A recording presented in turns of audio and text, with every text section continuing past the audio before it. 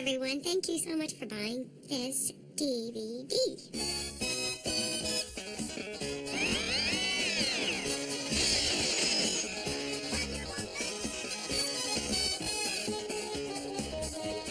Wonder Woman is, for all time, the ultimate superhero.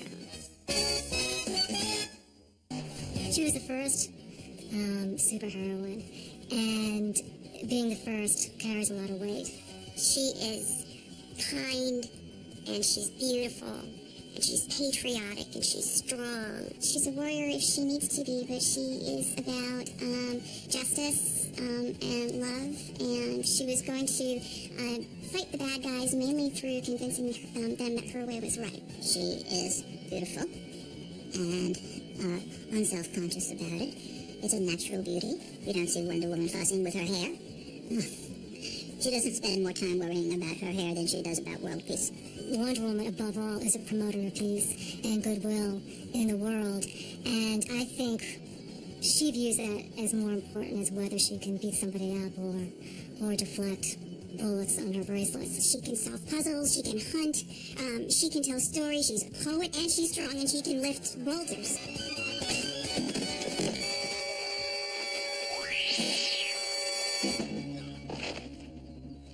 After the comic book became a reality, there were superheroes coming out of the woodwork, and only a few lasted, but there really were none for girls. The creator of Wonder Woman was a man named William Moulton Marston, who was a psychologist, and was actually really well known for being the inventor of the lie detector.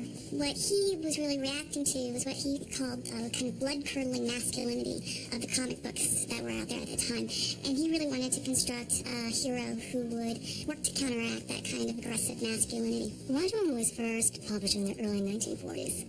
An important time for women to feel empowered. Women in America, because so many men were at war, they were working in many types of jobs that women wouldn't normally work. And so I think Wonder Woman really proved to be a great role model. As a feminist role model for little girls, but also as a feminist ideal for everybody. You are most definitely female. Since birth, I wanted to approach this character in a way that women, in particular, and this was a goal of mine from the beginning, were never threatened by her body, by what she was wearing or not wearing, or anything. She is a real kick-ass friend. Wonder Woman's supposed to be a beauty queen, but also not conscious of her beauty, because she's just like all the other girls on Paradise Island. I think Linda Carter played her that way. There was a kind of unself-consciousness to the use of the power, a kind of modesty that went with unquestionable power. She can be her most feminine self and still be strong. And it's not about being against men. It's about having the freedom not to have to make yourself smaller in order to be accepted. That's us. Best team since Mickey and Minnie. That good? The best. I do remember as a girl loving the idea of an island full of all women where the ruler is a woman, because in most popular culture narratives, it's usually the father and the son who get the focus. And so by having a strong female, mother-daughter relationship, it's unique, it's interesting. When I began to prepare myself to write these stories, I had to inundate myself in the history of Wonder Woman. She represents someone who comes from an incredible heritage, the heritage of, in this case, the Amazon community. There is a strong mother, and she is a queen, Queen Hippolyta, who led her own people in a battle for freedom. But at a certain point, Wonder Woman realizes that she wants to take on the challenges that someone like her mother would. And in order to do that, she has to rebel. And she has to disobey her mother.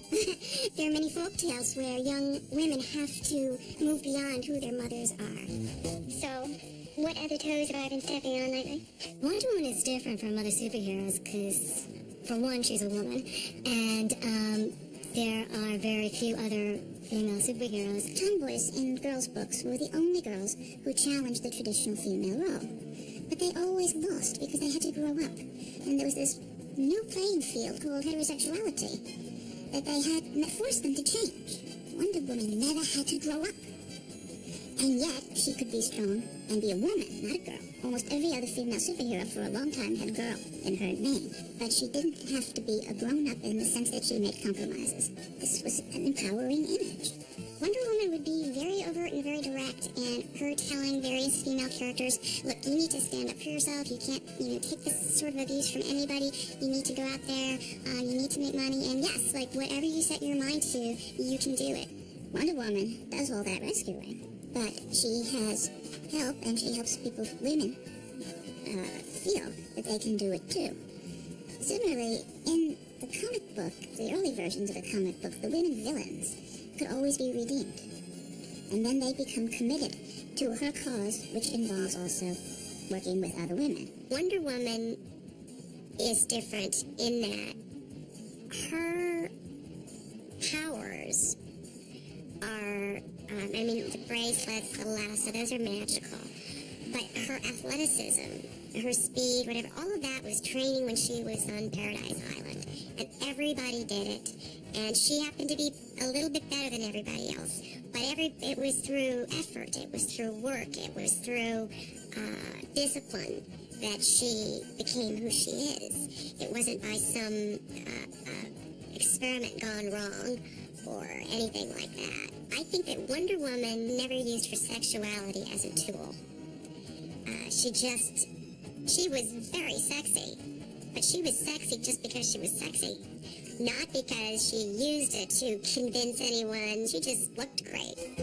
I think that you and I ought to have a little talk. Why don't you come into my office? She was very much a break from the traditional housewife figures that you saw in the 1960s with characters like Idra McGeady or Samantha from Bewitched, who are women who have a lot of power, but their power is depicted as very problematic and troublesome and, causes the men in their life a lot of problems.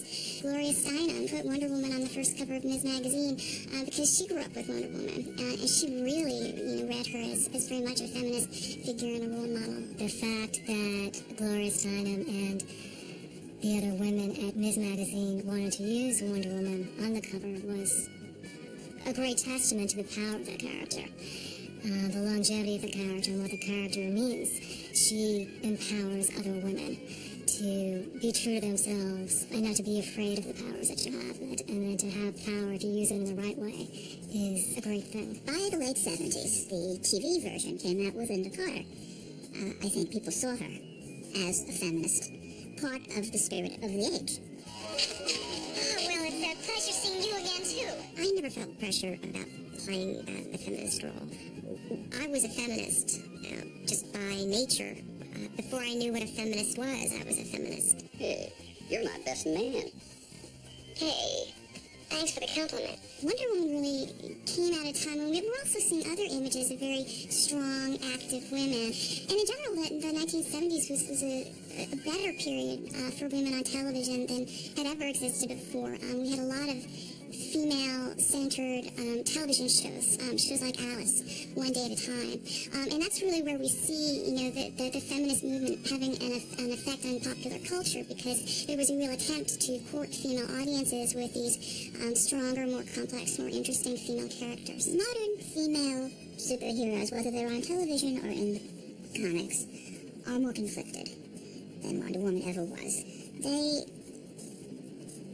have something to repent for in their past.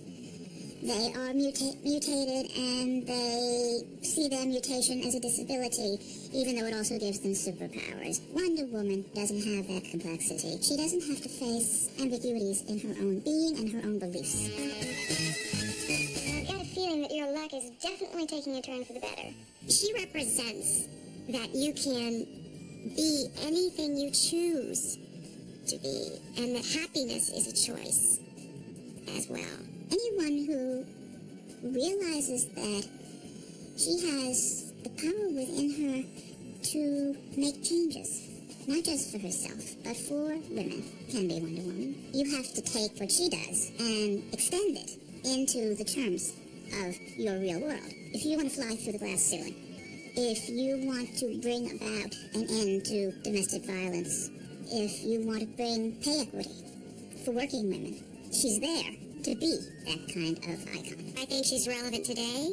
I think that she inspired a lot of people. Certainly, I think when stories become part of our consciousness, they help us make different decisions. Her feminism is pretty hard to ignore.